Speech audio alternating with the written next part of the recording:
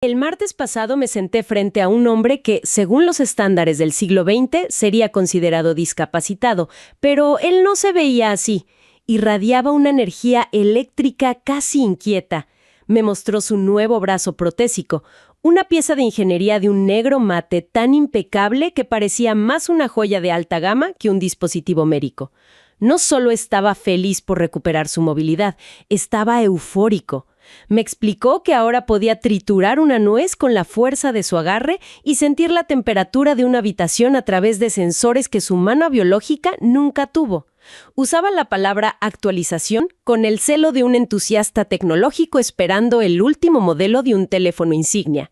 Para él, el accidente que le quitó el miembro no fue una tragedia, sino una oportunidad de mejora, un salto evolutivo para dejar atrás lo que llamaba su traje de carne en descomposición. Estaba convencido de que finalmente le habíamos arrebatado el volante a la naturaleza. Sin embargo, todo cambió con una pregunta simple. Le pregunté por la cuota de suscripción mensual del software que hacía funcionar su interfaz neural. En ese instante, la luz en sus ojos se apagó por completo. Empezó a describirme la diferencia entre el servicio de nivel 1 y el paquete premium para su propio sentido del tacto. Un pago atrasado o una caída del servidor y su mano regresaba por defecto a un modo de seguridad básico, torpe y limitado. De repente, el hombre que hablaba de trascender la biología se veía increíblemente vulnerable. Ya no era un dios en espera, era un inquilino de su propio cuerpo, literalmente preocupado por los términos y condiciones de una actualización de servicio. Ese cambio instantáneo, del sueño embriagador de ser algo más que humano, a la fría realidad de ser hardware patentado, es precisamente donde comienza la verdadera historia del transhumanismo hoy. Es un viaje que empezó con las pesadillas de Mary Shelley y ha llegado a un punto donde nuestros recuerdos, nuestras extremidades e incluso nuestro código genético se están convirtiendo en activos negociables. Al cerrar la brecha entre la ciencia ficción y la realidad clínica, la pregunta ya no es si podemos mejorarnos, sino ¿cuándo finalmente dejemos atrás lo humano, hacia qué nos estaremos moviendo exactamente y quién podrá permitirse el viaje? Esa vulnerabilidad expuesta revela una colisión estructural, una colisión directa entre la ética médica tradicional y la bioingeniería comercial. Nos encontramos frente a un abismo ético y regulatorio enorme. Históricamente, la medicina divide las intervenciones en dos categorías estrictas: la curación de un déficit biológico y la mejora artificial de las capacidades humanas. Y esa línea divisoria está causando verdaderos estragos legales en la actualidad. El caso de ellas, un padre residente en Berlín, ilustra perfectamente este callejón sin salida. Su hija padece un trastorno muscular degenerativo severo. Para intentar salvar su vida, inició un proceso burocrático interminable dentro de la Unión Europea. Buscaba acceder a una terapia génica basada en la tecnología CRISPR. Su intención es editar el ADN para corregir la enfermedad. Sin embargo, el obstáculo principal radica en la necesidad imperativa de demostrar ante los comités de ética que la intervención constituye estrictamente una necesidad terapéutica. De ninguna manera puede catalogarse como una mejora genética. El sistema regulatorio europeo está diseñado, opera fundamentalmente como un cortafuegos institucional. Así es. El objetivo de este diseño es evitar el inicio de una carrera armamentista genética. El temor central es terminar en un sistema de castas biológicas, un escenario donde las ventajas genéticas superiores se adquieran libremente en el mercado abierto. Creando, en la práctica, superhumanos solo para quienes posean el capital económico. La paradoja de este cortafuegos regulatorio se manifiesta en discrepancias de acceso muy marcadas. Mientras Elías enfrentaba el estancamiento burocrático en el sistema de salud público, experimentó un encuentro muy revelador. Ocurrió en la sala de espera de una clínica privada de alto nivel. Exactamente. Entabló conversación con un hombre de altísimos recursos cuyo propósito no era tratar ninguna enfermedad. Este hombre planeaba adquirir una edición genética preventiva para su hijo, un menor completamente sano. La modificación buscaba otorgarle una resistencia atlética biológicamente superior. Y la clínica comercializaba este procedimiento bajo un eufemismo corporativo impecable. Lo llamaban bienestar preventivo.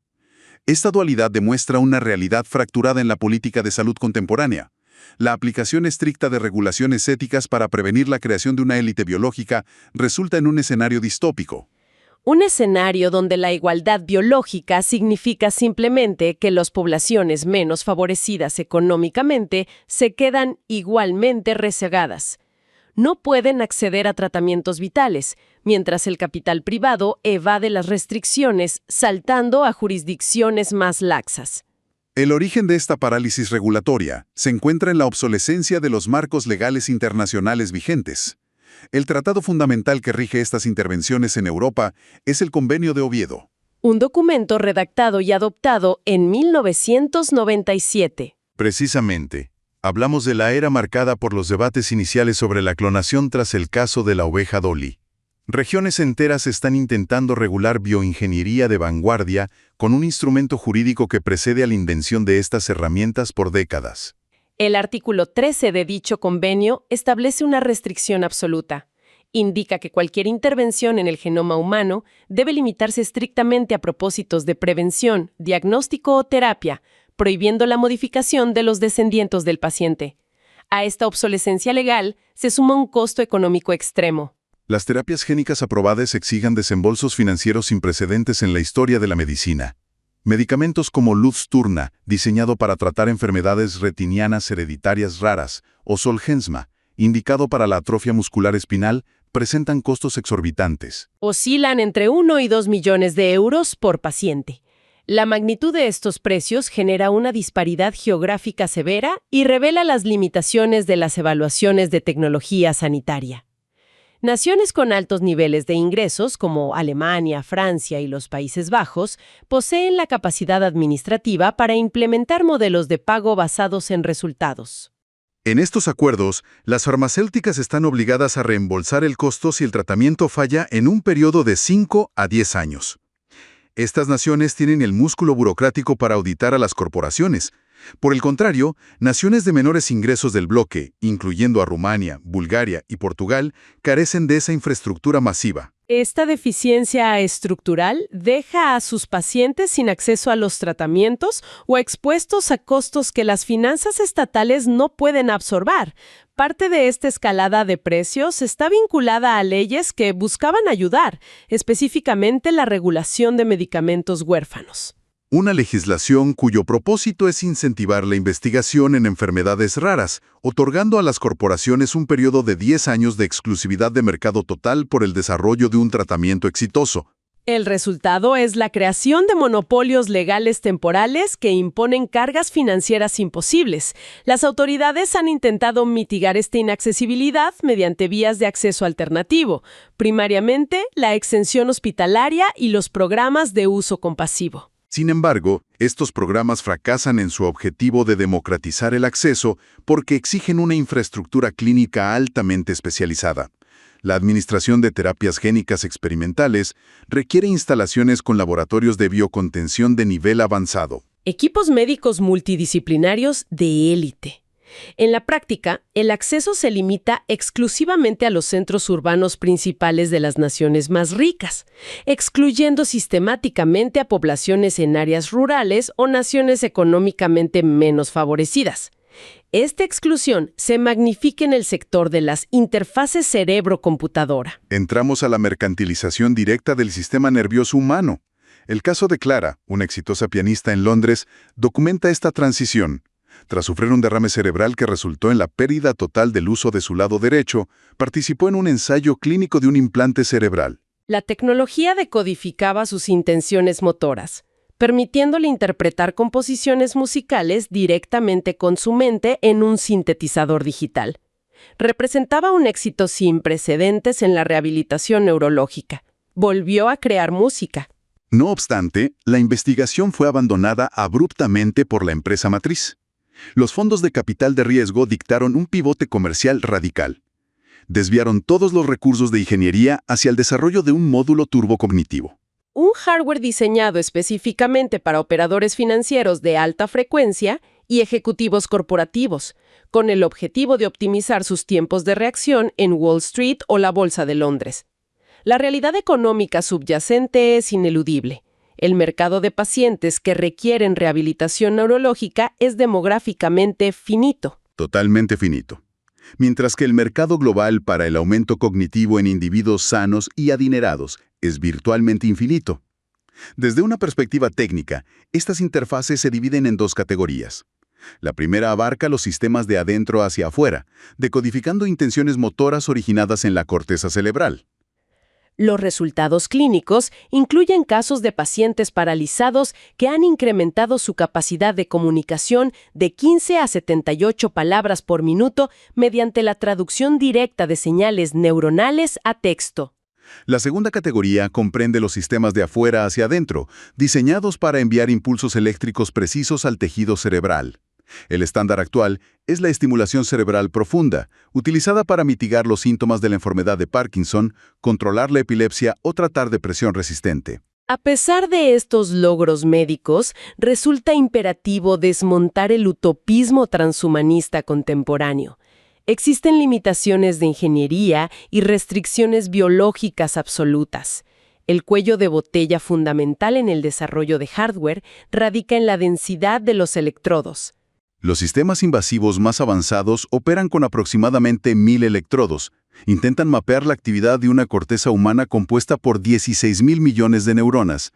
La fidelidad de los datos extraídos es estadísticamente comparable a intentar comprender las conversaciones individuales en un estadio repleto con 16 millones de personas. Utilizando un solo micrófono colocado en el centro de la cancha. A esta limitación mecánica se añade la hostilidad del entorno biológico. El líquido cefalorraquídeo reacciona agresivamente ante cuerpos extraños. Los dispositivos implantados enfrentan cicatrización inmunológica, inflamación crónica y el desplazamiento de los electrodos. Existe un límite neurocognitivo infranqueable. La velocidad del procesamiento de la información, el ritmo del pensamiento humano, posee límites biológicos dictados por la latencia de los potenciales de acción químicos. Es biológicamente imposible forzar a las redes neuronales a procesar datos a la velocidad de un procesador de silicio sin alterar la arquitectura cognitiva. Esa misma arquitectura neurológica es vulnerable a la recolección masiva de emisiones eléctricas. El caso de Leo, un arquitecto en Singapur, materializa los riesgos de privacidad de datos neuronales. Leo comenzó a utilizar una diadema comercial no invasiva que lee ondas cerebrales. Su propósito era optimizar su concentración y alcanzar estados de flujo sostenidos durante sus jornadas laborales. El conflicto surgió cuando su seguro de salud privado emitió un aumento drástico en sus primas mensuales. La investigación reveló que la aseguradora había adquirido los datos neuronales brutos de Leo mediante una transacción comercial con la empresa de la diadema. Los algoritmos detectaron patrones subconscientes de estrés crónico y marcadores biológicos de agotamiento extremo. Lo escalofriante es que el sistema identificó este nivel de agotamiento mucho antes de que el propio Leo lo experimentara conscientemente. Este evento define el campo de batalla de la soberanía neuronal, la frontera final de la privacidad. Las ondas cerebrales, comodificadas en bases de datos, adquieren el potencial de determinar solvencia crediticia, empleabilidad y riesgo de seguros. Y la extracción de datos representa únicamente el espectro pasivo del riesgo. El concepto de secuestro cerebral, o brainjacking, describe la alteración maliciosa de las interfaces que envían señales de afuera hacia adentro.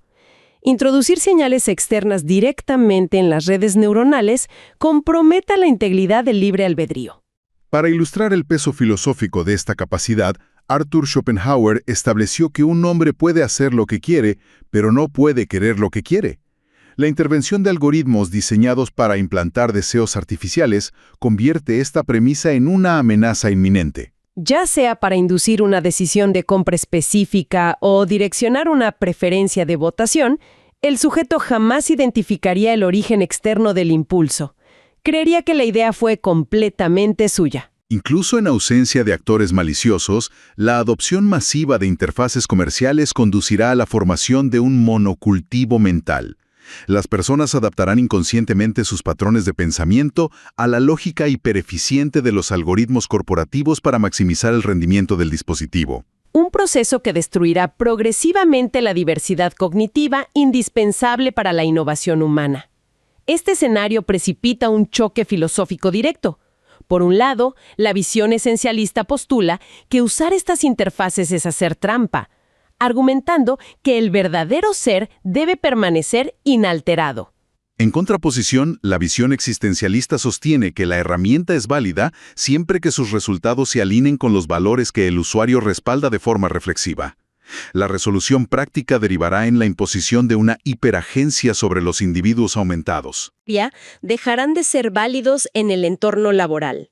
La sociedad exigirá estándares de rendimiento corporativo y responsabilidad moral asfixiantes. La respuesta legislativa ante esta reestructuración es incipiente. Ejemplos recientes incluyen la Ley de Privacidad de Colorado, la cual incluye formalmente los datos neuronales, o las leyes restrictivas en Minnesota, así como las declaraciones internacionales emitidas por la OCDE y la UNESCO. No obstante, estos marcos conservan una naturaleza no vinculante. Son sugerencias internacionales que limitan severamente su capacidad punitiva. La urgencia de establecer marcos vinculantes obedece a la velocidad exponencial del desarrollo tecnológico, impulsado primordialmente por la inteligencia artificial operando como motor de aceleración biológica. La aplicación de inteligencia artificial basada en datos masivos está desmantelando los cuellos de botella de la investigación científica, reemplazando la metodología tradicional de ensayo y error. En neurociencia, el uso de aprendizaje profundo es extensivo. Herramientas como las redes neuronales convolucionales, arquitecturas como EGNet, se implementan junto con arquitecturas de transformadores. Operan con principios algorítmicos similares a los modelos de lenguaje predictivo, pero en lugar de predecir texto, se aplican para predecir secuencias de disparos neuronales. El procesamiento de esta información permite construir atlas completos del conectoma cerebral. El impacto clínico es la capacidad de identificar zonas que causan ataques epilépticos con un margen de error submilimétrico, habilitando la predicción de convulsiones minutos o horas antes de los síntomas físicos. El impacto en el rediseño de la vida molecular es igualmente determinante. La utilización de modelos computacionales como AlphaFold 3 y Rosetta Fold All Atom permite comprender y manipular estructuras biológicas a nivel atómico. Esta precisión molecular optimiza terapias génicas y el desarrollo de medicamentos. Un ejemplo crítico es el uso del sistema CRISPR-Cas, sustentado en redes neuronales de grafos. Su función es predecir y evitar los efectos fuera del objetivo, es decir, cortes accidentales de ADN en ubicaciones no deseadas, el mayor riesgo de la edición genética. En el sector farmacéutico, plataformas como Chemistry 42 han alterado la economía del desarrollo médico. Logró diseñar el inhibidor específico ENS0-18055 para el tratamiento de la fibrosis pulmonar, reduciendo un proceso que consumía décadas a tan solo meses de procesamiento. La materialización de esta aceleración analítica culmina en el quirófano mediante la cirugía robótica autónoma. Plataformas quirúrgicas integran modalidades combinando angiografía por sustracción digital y resonancia magnética en tiempo real.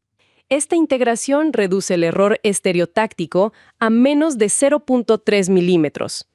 Los sistemas incorporan módulos de evitación de colisiones que anulan y corrigen los errores de un cirujano humano instantáneamente, garantizando la protección de estructuras vasculares y neuronales críticas. La implementación de estos sistemas exige adoptar un marco tripartito enfocado en la tecnología, la ética y el talento humano. El primer pilar aborda el dilema de la caja negra. Los cirujanos no pueden subordinar decisiones vitales a algoritmos incomprensibles. La solución técnica es la inteligencia artificial explicable, o XAI. Proporciona trazabilidad lógica a cada recomendación de la máquina. El cirujano debe ver exactamente por qué el algoritmo sugiere una incisión específica. El segundo pilar aborda la seguridad de datos médicos confidenciales. El entrenamiento de modelos requiere historiales clínicos masivos. La metodología para utilizar esta información sin comprometer la privacidad es el aprendizaje federado acoplado con blockchain. Múltiples instituciones entrenan modelos algorítmicos compartidos de forma descentralizada. Extraen patrones estadísticos valiosos sin exponer jamás los datos médicos privados brutos. El tercer pilar expone la necesidad urgente de reestructuración académica. El sistema requiere la formación de profesionales híbridos que dominen la intersección entre la lógica computacional y la biología clínica. La dirección hacia la que estos profesionales guiarán a la sociedad requiere un análisis del horizonte evolutivo y la gobernanza del futuro. Las visiones literarias de siglos anteriores, como la responsabilidad sobre la vida artificial expuesta en Frankenstein, de Mary Shelley, O la estratificación genética detallada en Un mundo feliz, de Aldous Huxley. ambas perdieron su estatus de advertencias filosóficas. A partir de la década de 1990, la infusión de capital de riesgo transformó estos dilemas en simples problemas de ingeniería para corporaciones tecnológicas. El resultado es un cronograma evolutivo en 3 horizontes. El horizonte a corto plazo, de 5 a 15 años, marca la consolidación de curas para enfermedades monogénicas raras, aplicaciones de interfaces cerebro-computadora terapéuticas y la osteointegración de prótesis de titanio con reinervación muscular selectiva. El horizonte a mediano plazo, de 15 a 30 años, introducirá la retroalimentación sensorial BCI multidireccional y un aumento cognitivo modesto pero funcional enfocado en profesionales como controladores aéreos o corredores de bolsa. El horizonte a largo plazo, más allá de las próximas 3 décadas, engloba conceptos altamente especulativos, incluyendo la extensión de la vida biológica indefinida y la carga mental digital. Para gestionar esta transición, existe una necesidad de gobernanza integrada inaplazable. El análisis riguroso dicta que las tecnologías biológicas no pueden regularse de forma aislada como teléfonos inteligentes. La distinción es absoluta. Un error en un teléfono provoca el cierre de una aplicación. La misma falla en una interfaz cerebro-computadora causa un trauma neurológico permanente. La financiación pública y obligando a mantener las plataformas tecnológicas abiertas. El propósito es alinear las ganancias del capital privado con la salud pública global. La evolución de estas tecnologías marca una partida irreversible de la era biológica. El cuerpo humano ha pasado a ser formalmente una plataforma sujeta a parches de software, actualizaciones de hardware y la economía volátil de datos patentados. El legado definitivo de esta transición no consistirá en las prótesis perfectas ni en los genomas meticulosamente editados que llevemos bajo la piel. El verdadero legado se forjará en las estructuras sociales y los límites éticos que la humanidad decida codificar en su propia evolución, convirtiendo el concepto mismo de lo que significa ser un individuo en un contrato de términos y condiciones en continua renegociación